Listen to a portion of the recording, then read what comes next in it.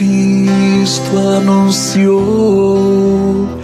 Kardec codificou, à luz de um novo tempo, a doutrina se firmou. O movimento cresceu, a verdade se estendeu. O tempo há de passar. Cristo. Olá, mais uma vez aqui nos encontramos com esse nosso salutar objetivo de levar até você a doutrina espírita, ou seja, levar o conhecimento da doutrina espírita. E você, com esse conhecimento, vai aceitar ou não aceitar, isso aí é de cada um. Nós não estamos aqui para impor nada, nós estamos aqui para falar o que é doutrina espírita. E nós já estamos no nosso 13º encontro, né? Todos os outros 12 estão no nosso playlist lá da SEAC, Sociedade Espírita Allan Kardec, em Saquarema. E nós temos esse grande objetivo, como já anunciei, que é levar a doutrina espírita, e a gente pede que você divulgue isso se você quer conhecer, se você sabe quem quer conhecer, porque nós estamos procurando trazer a doutrina espírita como ela é. Vamos lá, sem mais delongas? Sim, vamos lá.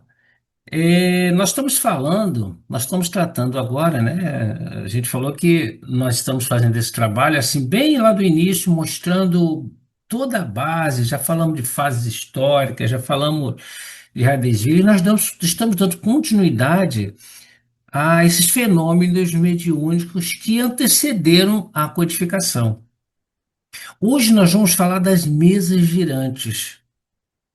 E sempre bom lembrar que nós estamos nos baseando no estudo sistematizado da doutrina espírita, dessa revisão, né, desse tomo 1 da Federação Espírita Brasileira, uma edição revisada, que nós estamos então trabalhando em cima dela e trazendo, é claro, outros subsídios para complementar, de que forma que fique assim bem didático e fácil de compreender.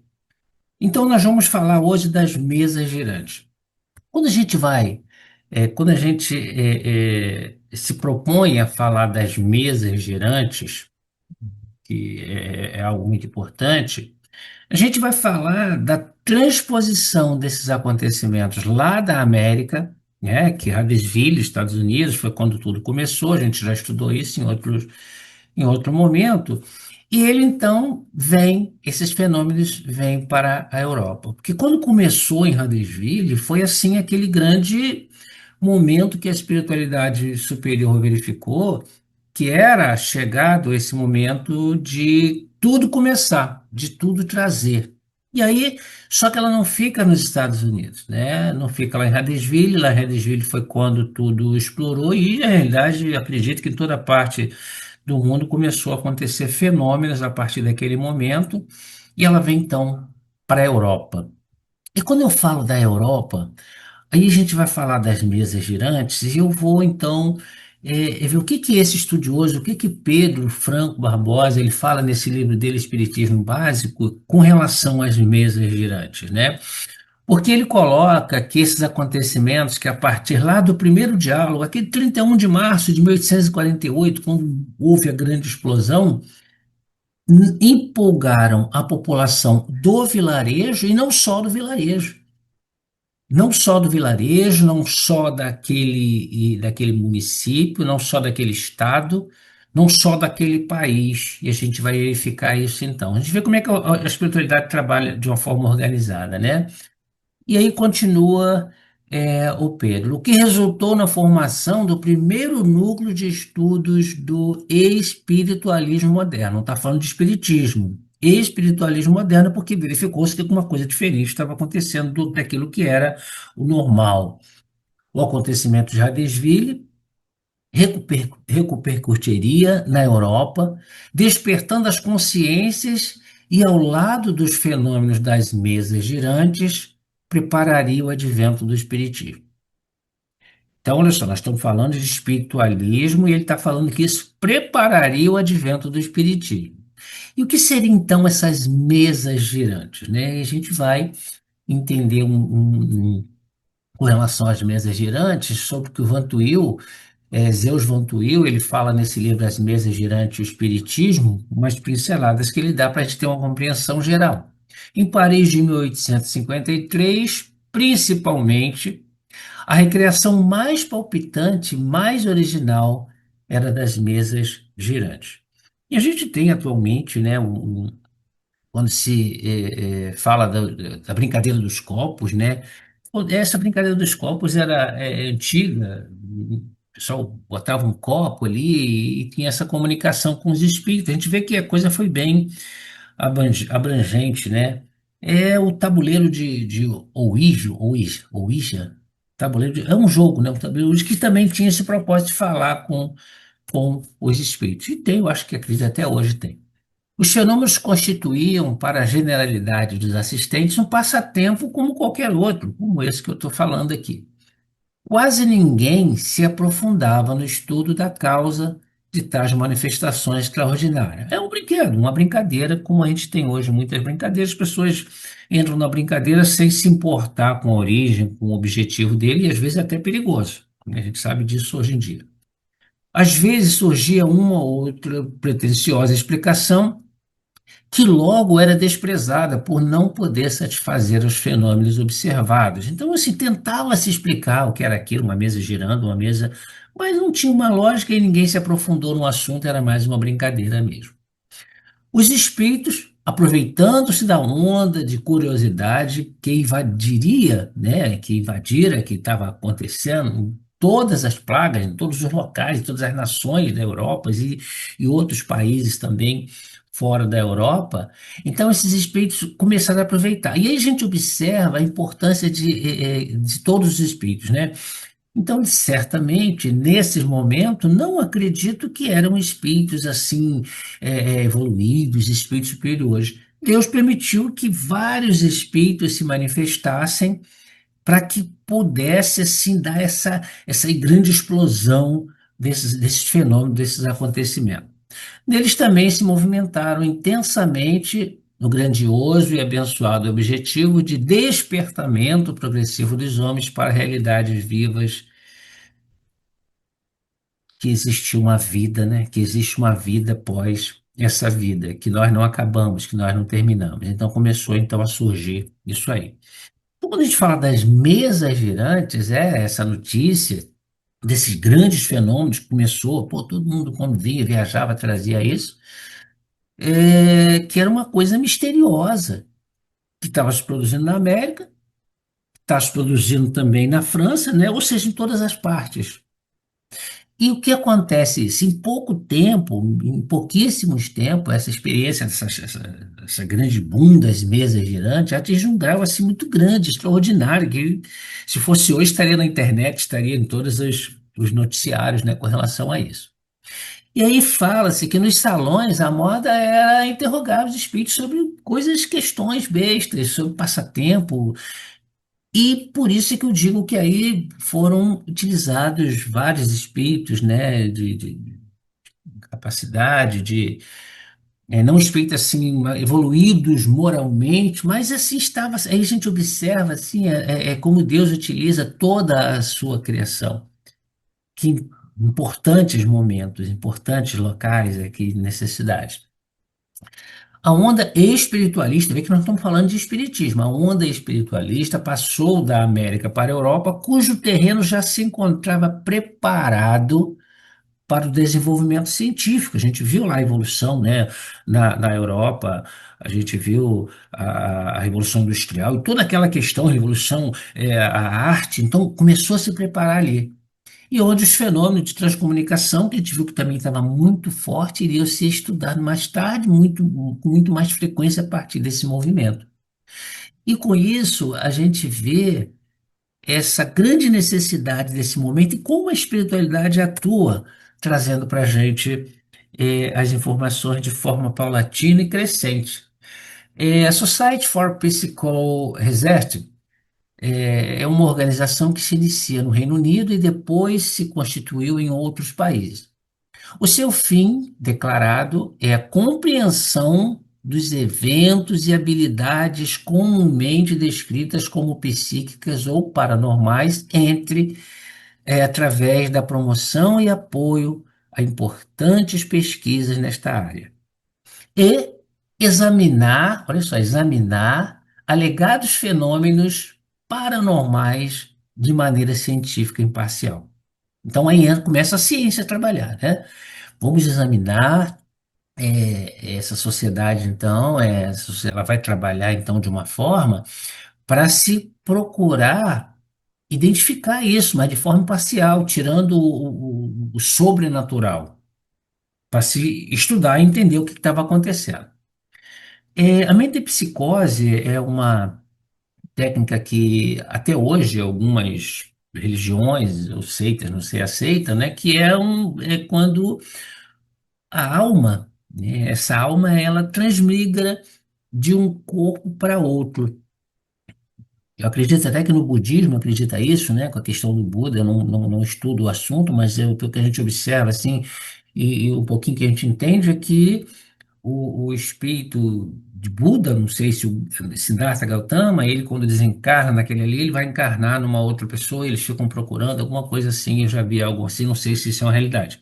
Mas acredita-se também que se encarna em animais. Essa é a metempsicose, da qual o Espiritismo, a gente vai ver futuramente, que não admite essa situação, né? A gente não admite uma regressão. O espírito evoluiu e não regride para um ser inferior, né? Não sei se a gente pode chamar de ser inferior, não sei se eu estou ferindo algum tipo de interesse quando eu falo em ser superior e ser inferior, como se nós somos superiores, mas é uma diferença, né? O ser o animal irracional e o racional. Seria isso que a gente pode chamar que hoje nós estamos como seres racionais, de tantas atividades, tantas situações que nós estamos presenciando na humanidade. Mas vamos ao que interessa, vamos falar de mesas girantes, né? Embora Allan Kardec, codificador da doutrina espírita, considere Sócrates e Platão como precursor da ideia cristã e do espiritismo, a sua atenção para a realidade da comunicação dos espíritos, ela foi despertada pelo fenômeno das mesas girantes. A gente futuramente vai falar um pouquinho também sobre isso, mas foram exatamente essas mesas girantes que atraíram Kardec, ou o professor Hipólito Leon, que a gente vai falar sobre ele. Então, assim, que atraíram de forma que ele se interessasse pelo fenômeno. E a gente percebe que demorou ele aceitar essa situação. O fenômeno tomou outro aspecto. As pancadas, em vez de se produzirem sobre as paredes e sobre os assoalhos, como aconteceu lá naquela casa lá em Radesville, faziam-se ouvir na mesa, em torno da qual estavam reunidos e experimentadores, várias pessoas experimentadas, reunidas, paradas, analisando. Este modo de proceder foi indicado pelos próprios espíritos. Então, nessa situação toda, que foi evoluindo, que foi crescendo, de mostrar como é que faria, os espíritos foram indicando como isso iria crescendo gradativamente. Porque as primeiras manifestações inteligentes se produziram por meio da mesa que se levantava, né? Ela se levantava, com essa energia se levantava e ficava com um dos pés encostado ou quase encostado no chão. E esse pé dava pancada, certo número de pancadas. E um exemplo, uma pancada é sim, duas pancadas é não.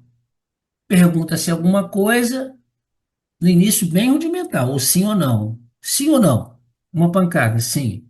Duas pancadas, não. Primeira forma de comunicação. Então a gente vai observando que isso vai evoluindo, né? Mesa levanta, mas isso era o show. Então se fazia perguntas de várias formas, se questionava, se falava de várias coisas, então, e daí foi então progredindo esse tipo de comunicação, mas era uma brincadeira por enquanto, né? E isso foi atraindo essas pessoas mais digamos assim, preocupadas com a veracidade dos eventos, com o que tinha de real, com o que tinha de fundamental, com o que tinha a ser estudado ali, começaram a observar dessa maneira. É, Aí a coisa foi evoluindo, né? Obtiveram-se depois respostas mais desenvolvidas, né? Auxílio de letras, alfabeto, e aí devia ser uma coisa bem complicada, né? Tipo, eu quero falar meu nome, Luiz. Então, A, B, C. Quando chegava no L, uma pancada. Opa, é L. Quando chegava no U, que está lá embaixo, outra pancada. Então é aí, parava. Então, assim, aí foi formando letras. Então, dando assim essa as pancadas, que simplesmente eram brincadeira de sim ou não, começou a formar palavras, começaram a formar frases e respondia várias questões. Imagine o tempo que demoraria para se fazer uma palavra grande, né, e uma frase. A gente fica imaginando como é que tudo começou. E dentro dessa situação de formar frases e palavras, os espíritos se esclarecem e já vão orientando para a coisa progredir. Ó, uma cestinha com lápis amarrado e colocado sobre o papel, põe os teus dedos sobre a borda. Então, orientação dos espíritos. E aí, a partir dessa orientação, a coisa, vários tipos de cestinhas, vários tipos de. Põe o dedo na borda, bota um papel embaixo, bota um papel, pega uma cestinha, amarra um lápis na ponta dessa cesta e bota a mão, porque é preciso dessa mão, precisa dessa energia, é preciso de transmitir, é preciso desse ectoplasma, digamos assim, do encarnado, né, do médium, para que a coisa funcionasse. E aí fomos até chegando, então, em se observar que era simplesmente colocar um lápis, uma caneta na mão daquele médium, né? Que eu acredito que nesse momento até quase todos ali ter seriam esse médium ostensivo, porque como o objetivo da espiritualidade era expandir isso, chamar a atenção disso aí. Lembrando que nesse período Kardec está encarnado, Kardec já não Kardec, né? O professor Denis Arthur Rivaio, ele já é um professor renomado, cheio de livros, cheio de coisas, e ele está ali, e as pessoas estão querendo que ele veja isso também, está na Europa, e, poxa, mas ele até então, ele vê isso como uma brincadeira, e ele não tinha muito tempo a perder com brincadeiras, não. Mas vamos em frente, né? Depois a gente vai estudar mais, vai falar sobre isso aí com mais profundidade. A precisão das respostas e a correlação que denotavam com as perguntas causaram certo espanto para as pessoas. Pô, a coisa está muito lógica, né? O ser misterioso, os seres misteriosos que assim respondiam, interrogados sobre a sua natureza, eles declaravam que eram espírito ou gênio. Então, eles trazem esse nome, né? Então, esse nome, e é interessante a gente já fazer um parênteses aqui, porque quando a gente fala em espírito, espiritismo, isso é uma coisa que surgiu, aí a gente está falando aí no século XVIII, século XIX, e a gente vê tantas pessoas falando em espírito, espírito, colocando como se fosse uma coisa muito mais ancestral. Mas a gente fala depois também, né? Há aqui uma circunstância muito importante que se deve assinalar. É que ninguém imaginou os espíritos como meio de explicar o fenômeno. O espírito vai falar sobre isso, vai explicar esse fenômeno, porque foi o próprio fenômeno que revelou a própria. Então veio dali a explicação do que realmente estava acontecendo naquele momento, com aquelas mesas girantes que escreviam, que davam. Vale enfatizar que, a propósito dessa manifestação nova na Europa, né, na América, né, muitos intelectuais, aí vem o juiz John Edmund, vem James Mapes, vem o professor Robert Hart e vem Dale Weil. Então, entre outras pessoas, entre outros nomes que tinham ideias de pesquisas, né, de esclarecimento, de buscar tirar o ilusório. Eles queriam mostrar que aquilo ali, não, aquilo ali é uma brincadeira, não tem nada de anormal, não tem nada de diferente nisso. Só que a partir do momento que eles pesquisam, que eles assistem, eles esses sábios, né, essas pessoas da época, eles recuam, né? Os honestos, né? Pode ter alguém que tenta explicar e não quer entender isso, mas eles declaram que existe uma verdade nesses fatos. Ó, isso aí tem algo por trás disso. Com isso, aumenta ainda mais esses interesses por essas manifestações que a gente já pode chamar de mediúnicas, trazendo mensagens do mundo espiritual. Então, isso é muito importante. E eu quero terminar esse nosso encontro de hoje falando de Arthur Conan Doyle, um escritor escocês conhecido mundialmente, né, por Sherlock Holmes, né? Quem não conhece ou quem já não ouviu falar das obras de Sherlock Holmes e Watson, né? Elementar, meu caro Watson. Esse escritor, ele nasceu em Edimburgo, em 1859, desencarna em 1930. Então, além de Sherlock Holmes, ele tem várias outras peças, romances, e ele, questionado sobre as mesas girantes, né, a importância de Huddersfield, naquele momento lá, dos Estados Unidos, dessas mesas girantes, essas coisas todas, ele questionado sobre isso na época, ele disse que isso foi assim uma invasão organizada pela essa espiritualidade superior. Então, nas palavras dele, é uma invasão. Invadiu na Europa, invadiu nos Estados Unidos, invadiu em outros recantos do mundo de uma forma muito acentuada. E que essa invasão organizada, segundo como ele informa do mundo superior, ela acaba despertando a consciência das pessoas com vista à chegada de uma nova era para a humanidade. Um momento diferente. Chega-se uma nova era. E é isso que é o Espiritismo. A chegada de uma nova era, a chegada de um novo momento. E com isso, a gente termina mais um programa. A gente termina mais um programa falando das mesas girantes. No próximo programa, nós já vamos falar do professor Rivaio.